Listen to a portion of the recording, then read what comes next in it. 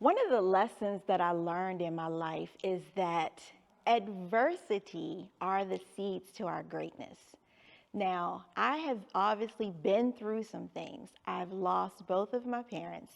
I was raising three children who were not my own, three of my siblings. And I had been told by my then supervisor that basically work was more important than my mental well-being. And so I remember a time in my life where I said, I am going to take some time and go clear my mind. I decided to take a trip out of the country. And during that trip, I experienced some lows in my life. The trip wasn't going as I expected. It was around the holidays. It was it was around Christmas time. And it was when, you see all the lights, you see the Christmas trees, you see the snow, you see people shopping, you see all this joy, and you hear Christmas music and things of that nature, and yet my spirit would not allow me to experience that joy. In my heart, I began to feel discontentment.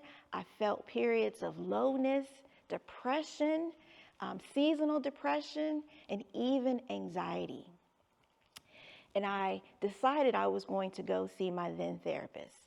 Now, after sitting on his couch and letting him know what I was experiencing, he began to tell me that adversities are important and that they're necessary.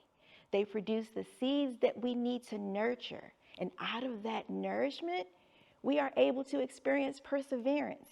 That's where we get our strength, our inner strength, our confidence, the ability to be resilient, the ability to be tenacious, and the ability to be able to impact and inspire those around us.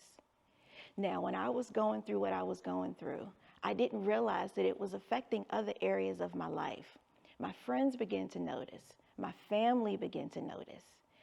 And so I had to make sure that I reached full down inside of me to be able to pull myself up and to be able to climb to that other side, not only for myself, but for those around me, so that not only I can feel empowered, but they can feel empowered as well. It reminds me of a quote that I once heard one time. The Lord He only gives his greatest battles to his strongest warriors. So it was in that moment, my greatest lesson was, Rhonda, you are resilient, and you are one of God's greatest warriors.